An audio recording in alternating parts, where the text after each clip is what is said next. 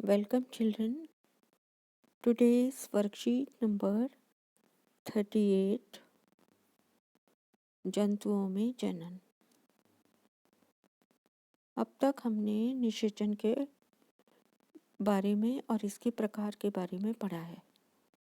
निषेचन दो प्रकार का होता है। निषेचन किसे कहते हैं बच्चों? निषेचन का मतलब होता है नर युग्मक और मादा युग्मक का संलयन।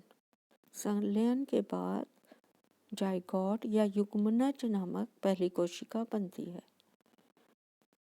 निषेचन दो प्रकार का होता है। नंबर 1 आंतरिक निषेचन, जिसमें निषेचन की क्रिया मादा के शरीर के अंदर होती है। बाह्य निषेचन, जिसमें निषेचन की क्रिया अर्थात नर और मादा युग्मक का मिलना मादा के शरीर के बाहर होता है। अब हम जानेंगे निषेचन के बाद क्या होता है। तो निषेचन के बाद क्या होता है बच्चों? निषेचन के बाद नर युग्मक, जिसे हम शुक्राणु कहते हैं, और मादा युग्मक, जिसे हम अंडाणु कहते हैं, के संलयन से युग्मनज का निर्माण होता है।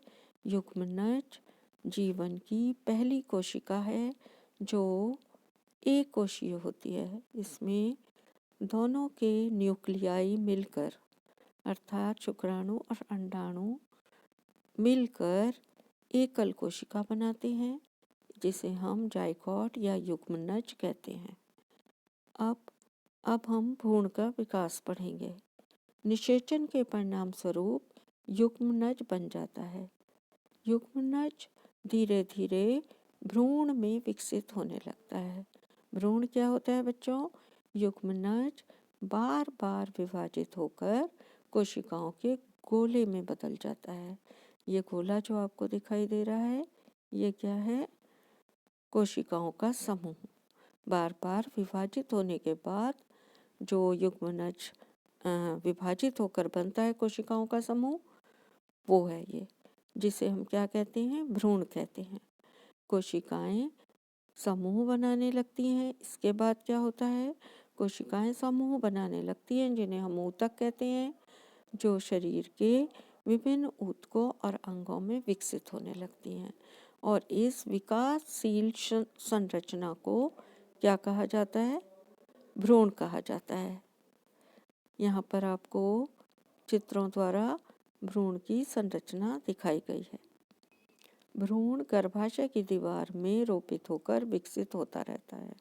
बनने वाला भ्रूण जो है वो जब कोशिकाओं का गोला बन जाता है तो ये गर्भाशय की दीवार में रोपित हो जाता है और वहाँ पर इसका आगे का विकास होता है।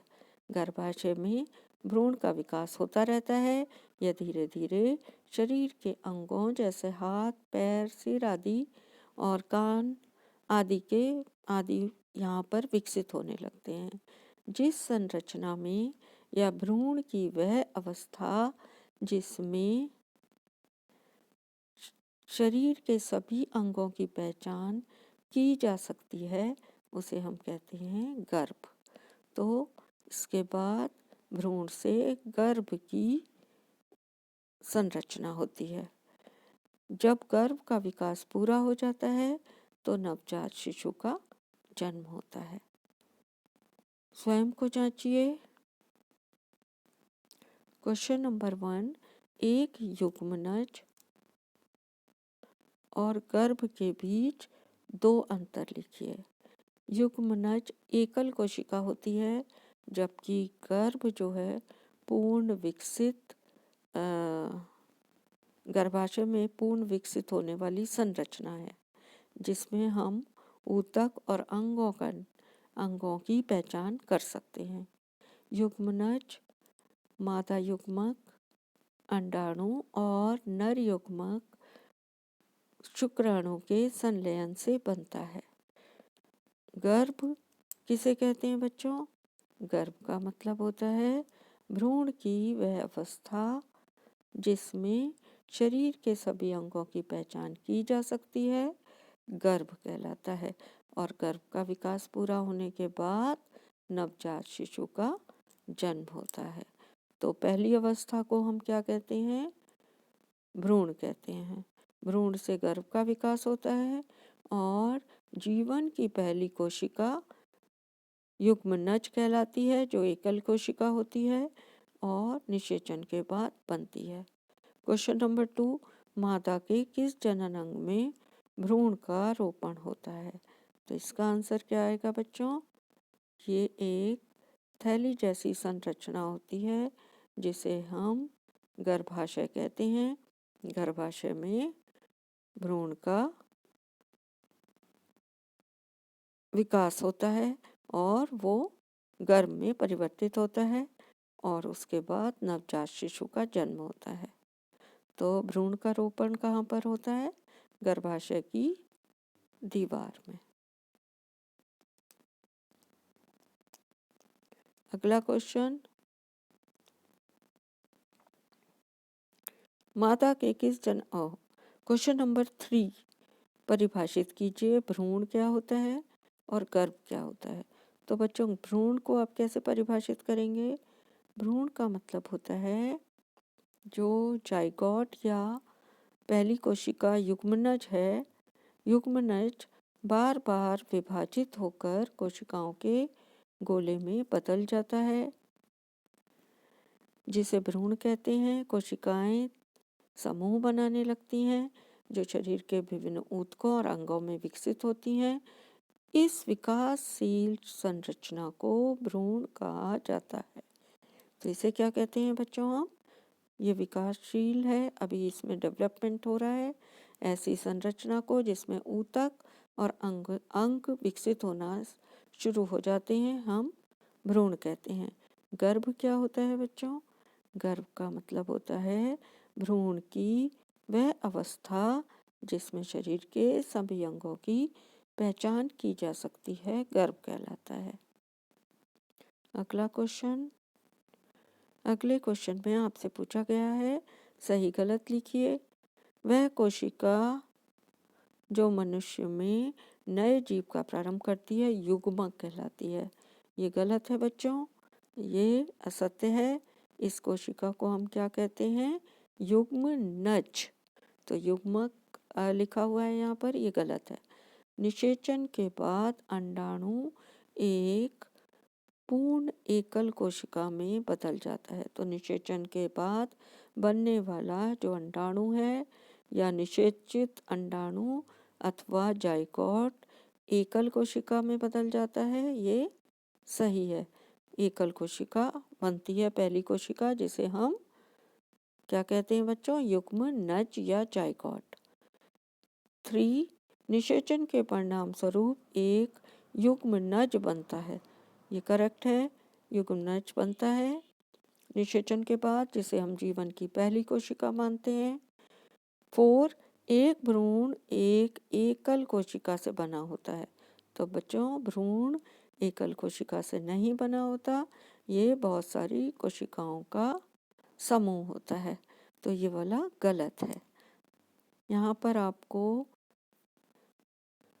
मानव में जनन चित्रों द्वारा समझाया गया है। यहाँ पर देखिए, सारे चित्र आपको सारी क्रियाओं की जानकारी दी गई है। सबसे पहले यहाँ पर आपको जो चित्र दिखाई दे रहा है वो कौन सा है? ये अंडाणु है। तो अंडाणु मादा युग्मक होता है, ये मादा युग्मक है।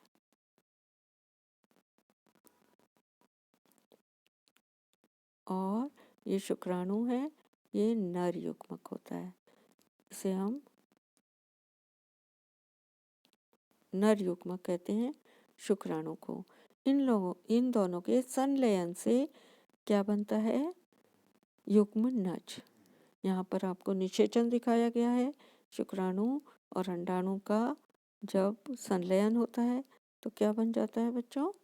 युग्मनज, जीवन की पहली कोशिका जो एकल कोशिका होती है। इसके बार बार विभाजित होने से क्या बनता है? कोशिकाओं का समूह एक गोले के रूप में आपको दिखाई देता है। यहाँ पर जो दूसरी विकास होते हैं वो कौन से हैं? यहाँ पर भ्रूण में ऊतक का निर्माण होता है। इसके अलावा अंगों के निर्माण की प्रक्रिया शुरू हो जाती है। तो इस प्रकार यहाँ पर गर्भाशय में की दीवार में रोपित कर दिया जाता है और गर्भाशय की दीवार में भ्रूण का पूरा विकास होता है। तो यहाँ पर देखिए ये क्या है, ये गर्भाशय की दीवार है। यहाँ पर भ्रूण का यह आपको विकास होते हुए दिखाया गया है। इसके बाद यहाँ पर क्या होता है, जैसे जैसे उस भ्रूण के विकास होने के बाद उसमें अंगों की पहचान की जा सकती है। ऐसी संरचना को हम क्या कहते हैं, ऐसी संरचना को हम गर्भ कहते हैं। इसको हम गर्भ कहते हैं। यहाँ पर देखिए, यहाँ पर गर्भ में सभी आँख, नाक, कान, सभी अंगों की पहचान आसानी से की जाती है। तो इसे हम क्या कहते हैं, फीटस या गर्भ।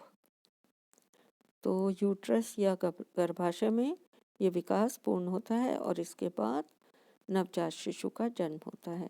यहाँ पर जो थैली जैसी रचना है बच्चों, ये क्या है, गर्भाशय। तो ये गर्भाशय है और इसके अंदर गर्भ का विकास होता है और गर्भ के विकास पूर्ण होने पर नवजात शिशु का जन्म होता है। तो ये आपको पूरा का पूरा रिप्रोडक्शन मानव में चित्रों द्वारा समझाया गया है। Thanks for watching.